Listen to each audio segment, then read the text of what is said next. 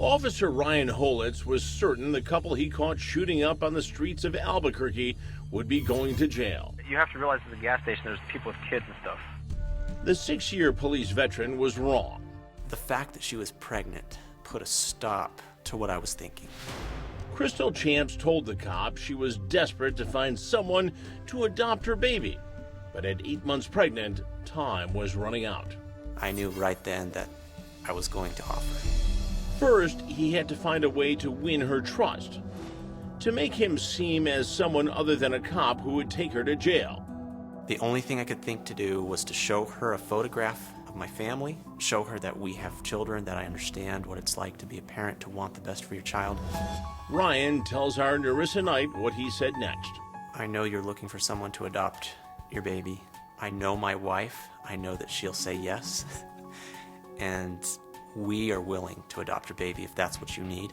If she didn't want us to adopt the baby, then I would be willing to help her until the baby was born. His offer left Crystal in disbelief. She was shocked. The couple agreed to meet Officer Ryan the following day. He now needed to find his wife to let her know baby number 5 could be on the way. She was in the area that I worked at a friend's going away party. And so I showed up for the few minutes I had on my break. Ryan and Rebecca had talked about adopting or fostering someday, but with 4 children under the age of 5, neither thought it would be anytime soon. I just walked up to her. She's holding our 10-month-old baby Abigail, and I said, "Hey honey, I just have to let you know, I found this woman today. She's shooting up heroin, she's pregnant, and I offered to adopt her baby. Just want to let you know." Did she think you were joking? No, but I think the way she puts it, this is really going to happen. And she immediately, just the way that she does, "Okay, let's do this." She really just smiled at that moment and said, okay. Yeah, she got really excited, and she just said, "Okay." Winning over Rebecca was easy. What Officer Ryan didn't know is that he'd already won over Crystal as well. I've heard her mention that when I said it, she looked into my eyes and to see if I was telling the truth, and she saw that I was. The next night, Holets had dinner with Crystal and Tom, and all 4 began planning for the baby's arrival. We put them up in a hotel, and then we just, provided things as they needed and tried to assist in any way that we could with prenatal care. But there wasn't much time to prepare. Crystal went into labor 5 weeks early. I was very blessed that they let me in while the delivery was going on. The baby was born with heroin and meth in her system. For nearly 2 weeks, Ryan or Rebecca stayed with her at the hospital while she endured painful withdrawals. During one of his shifts, Ryan came up with her name. I was feeding her and holding her, praying for her, singing to her, and just said, "We have so much hope for you." And I said, "That sounds about right.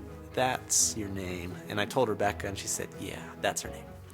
After 11 days, Hope Crystal Holets left the hospital and headed home to her new family. And our Narissa Knight paid a visit to baby Hope at home. Wow, she's so beautiful. How are you handling all this? Being a mom of 5, all under 5? You're amazing. It's busy, definitely very busy. But Rebecca has had plenty of practice caring for babies.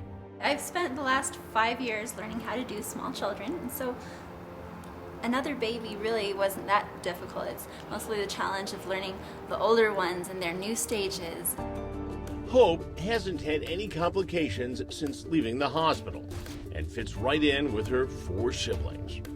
She has the same color eyes as you guys. I know, and all of our children have blue eyes. Wow. Providing a loving home for Hope isn't the only thing the couple has done for Crystal and Tom. You're helping the birth parents too. You didn't give up on them.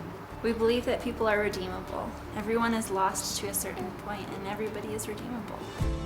The couple found a rehab center to sponsor Hope's birth parents. Both have been sober for 2 months. Officer Ryan says they're already preparing for life after rehab.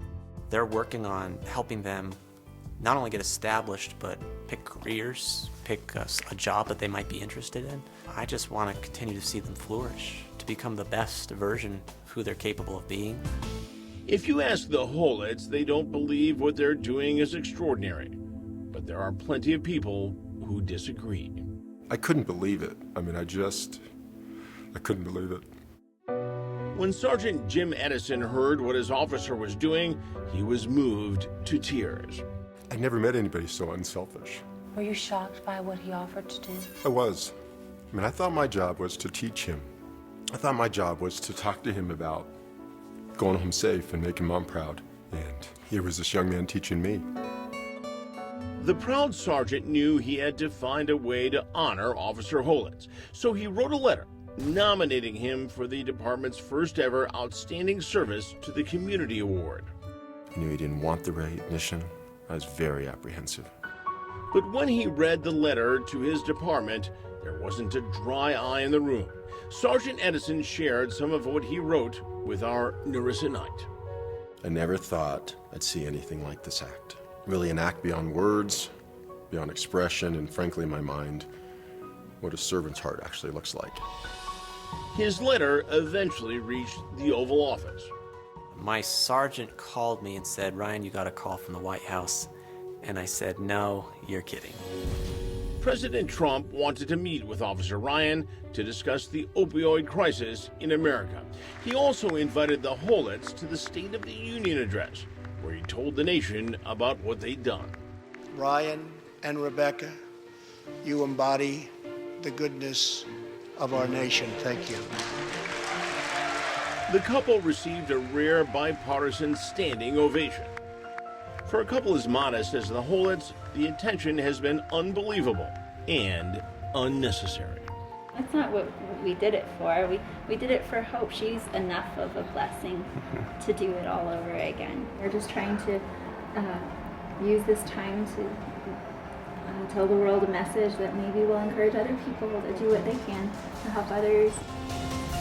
I'm Chris Hansen. If you like this story, make sure you tune in every day to Crime Watch Daily. You can find where the show airs in your city at crimewatchdaily.com. Watch it live or record it on your DVR and watch it at night. And to all those criminals out there, remember, we are watching.